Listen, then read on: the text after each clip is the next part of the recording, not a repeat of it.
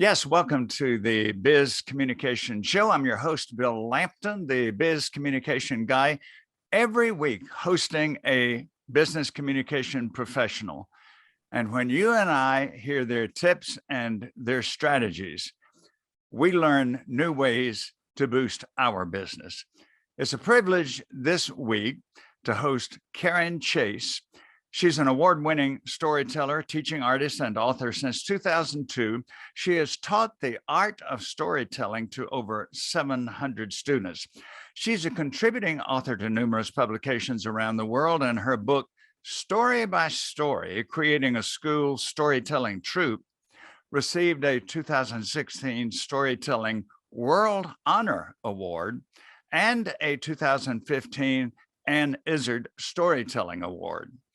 Karen produces and hosts the Story Cafe, a local television series in Seekonk, Massachusetts, and is the recipient of the Lane's Brother Blue Ruth Hill Storytelling Award in 2009 and the 2011 National Storytelling Network's Oracle Service and Leadership Award.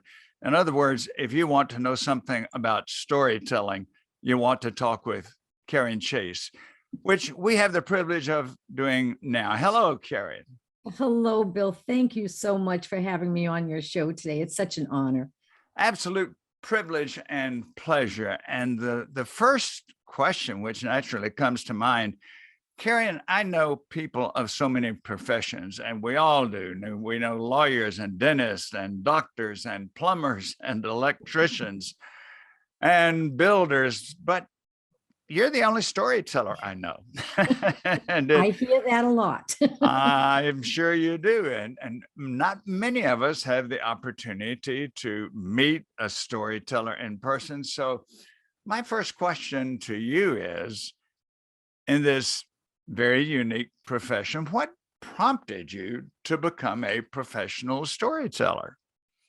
Well, it was serendipity in one word. I actually have a business background working in marketing and human resources, and I ended up attending a conference in New Hampshire. And one day at lunch for our entertainment, they had an amazing storyteller. She was so mesmerizing, and she wove folk tales with personal stories. And I thought, I have to know more about this. And I just couldn't get it out of my mind. And these were in just the beginning stages of Google. So it was a little hard to research back then, but I found a conference, a storytelling conference in Iowa. And so I put myself on a plane and off I went. And that was the beginning of my learning experience with storytelling. And I found a whole new world. It reminds me very much, people sometimes ask me how I became a communication professional, a speaker, a consultant, a coach.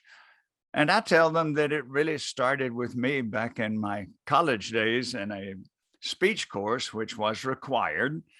And probably the only reason many people would get into a speech course, never dreaming I would teach that at University of Georgia. And in that speech course, I noticed how somebody, if they picked a topic, they researched it, they presented it clearly with good reasoning and emotion, they could change people's opinion, and they could even change people's behavior. And to me, that was something powerful. So you and I have something similar. There was an experience that brought us into that. Now, this leads me to ask, I know how you become, for example, a communication faculty member, which I did. You got degrees. How do you become a professional storyteller? Well, there are a few ways, actually. For me, as I said, my first foray was going to that conference. And from there, I did some more research. I found out that there was a New England organization for storytelling. So I joined that organization and started going to their conferences. There was also at the time this amazing listserv from Texas Women's University just for storytellers. And I connected with that online. And there were about 700 storytellers from around the world. And I learned through them and also taking workshops that were closer to home, reading. There are many, many books on the oral tradition and storytelling. But there are also places where you could actually get a master's degree in storytelling. Georgia State University, for one, has a major in English with a minor in folklore. And Eastern Tennessee University offers a master's in communication and storytelling. So it is academic as well.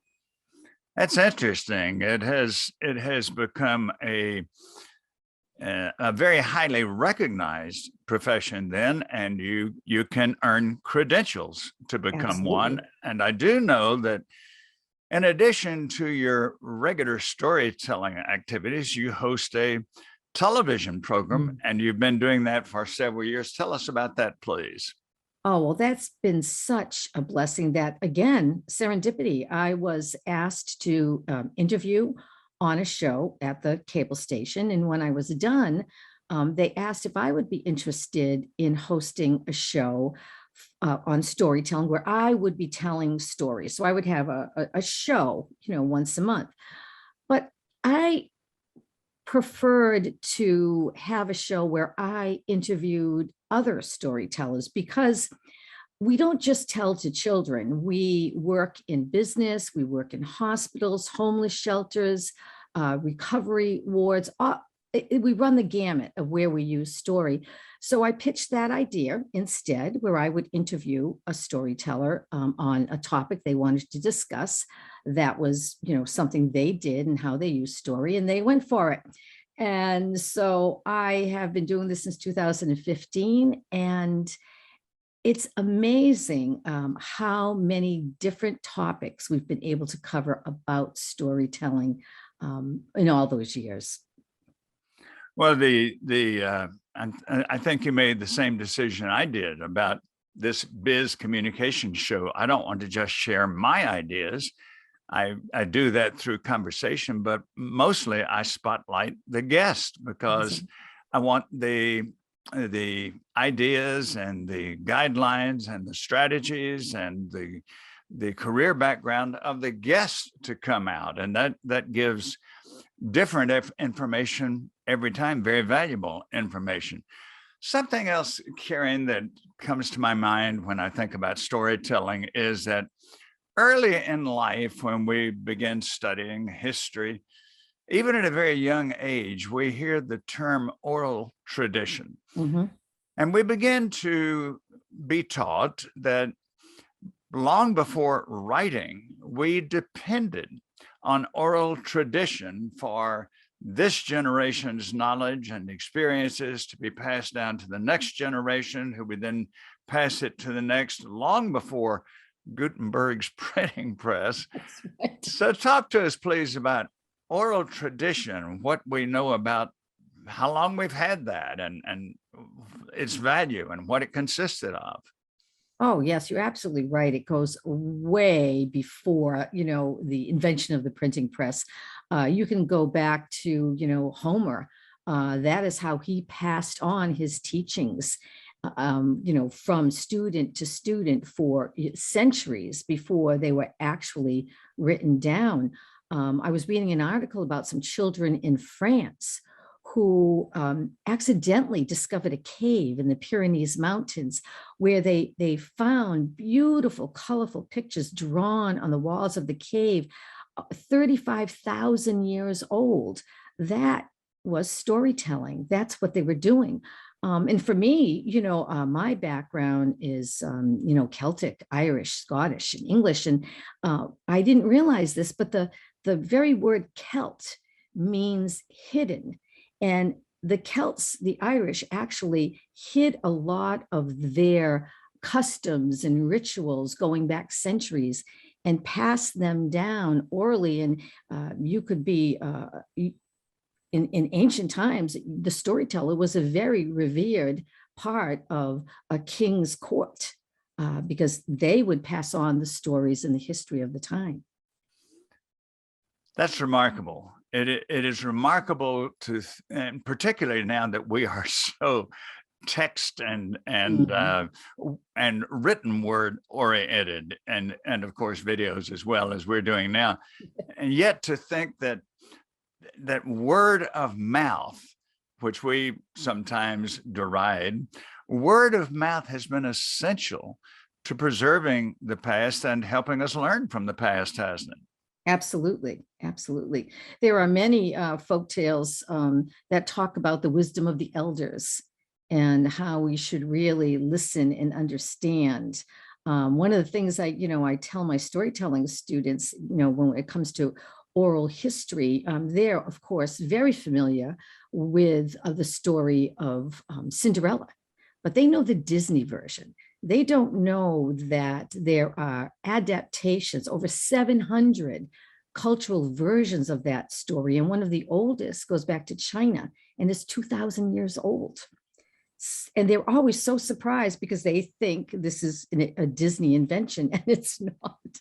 That's fascinating. I know that we have business leaders who watch this program and listen to it on podcast. I call it the Biz Communication Show with that in mind. So tell us, Karen, why are storytelling skills and how are they valuable for leaders, for business leaders when they're dealing with sales or when they're dealing with company acquisitions, or they're talking with their employees, are they hiring somebody? Tell us how stories become important today for business leaders. Oh my goodness, it is actually like the buzzword nowadays in business. You can Google business and storytelling, and a plethora of information and articles will pop up. Seth Godin, he's an entrepreneur. I'm sure you know his name, a business entrepreneur. He has a quote that says, "It's not about the products we sell; it's about the stories we tell." Ah, And part of that is not just telling a story to get your customer to buy your product, but it's about being authentic and being honest with the customer. I mean, one of the things we all love during the Super Bowl is the Budweiser commercials. Those commercials always tell a story, and they really speak to the emotional component of the buyer. That's the way you can reach them and connect and build empathy between each other. So it's not just about the product anymore. One of the newest businesses we have out there is Airbnb. And on their website, they have a whole section of customer stories. They allow the customer to share stories rather than them building the stories. And it's worked beautifully for them.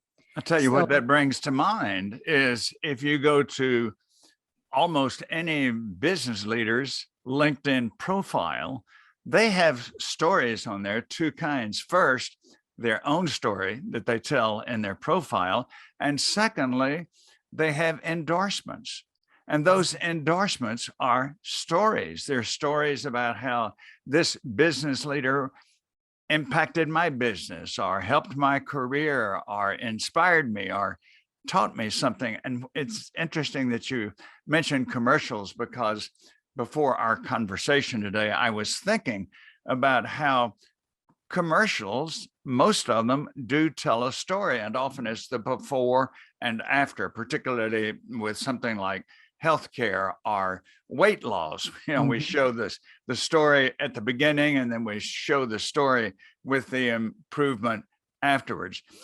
Karen, something else that I definitely want you to comment on, please. You and I know that our children and even our grandchildren are so related now to texting and to their gadgets and to their computers and their iPads and their phones. Are we losing the art of storytelling with our children? What emphasis should we still give to bringing our children and grandchildren together and telling them stories that aren't on the internet necessarily? Oh, it's so very important. It's the gateway to literacy for children. And not only for literacy, but for bonding with your child or your grandchild. Stories help children build empathy and learn about different cultures and values and ethics.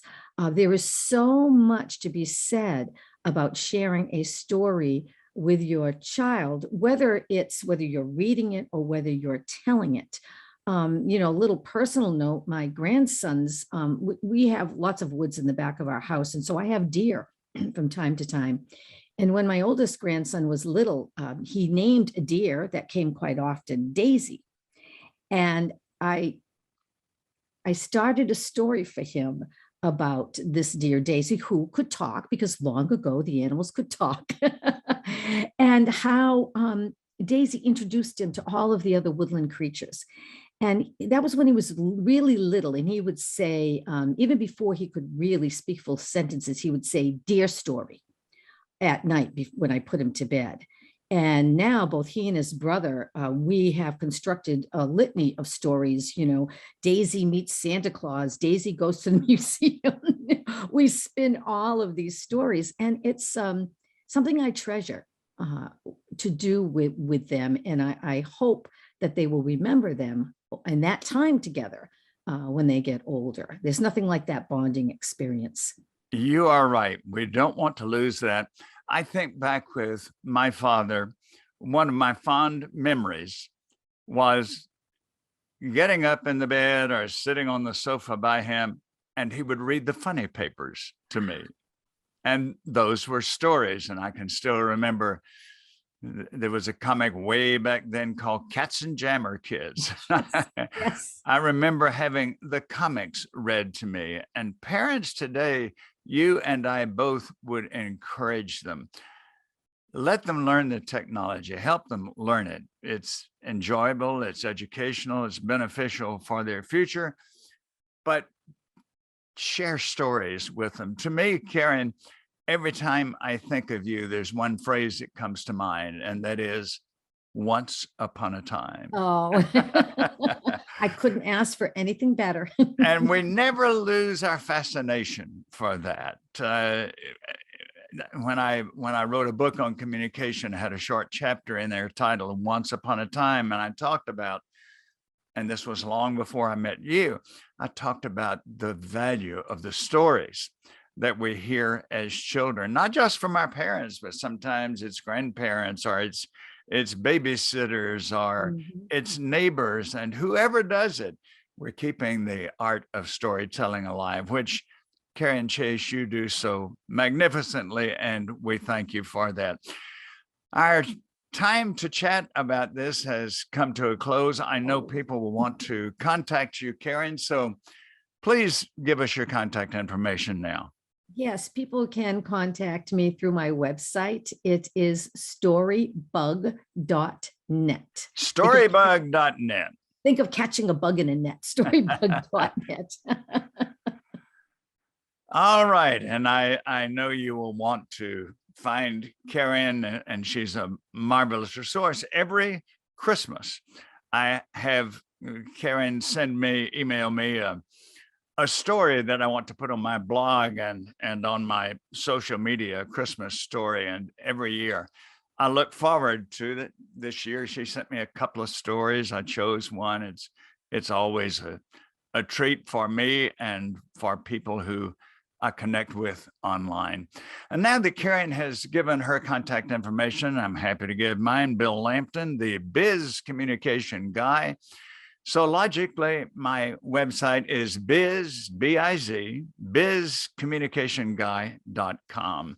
Also, I would invite you to go to my YouTube channel. You'll find it under Bill Lampton, Ph.D. And there I have all of my biz communication interviews, probably 75 or more of them by now, with top quality resources like Karen Chace. So I invite you to go there.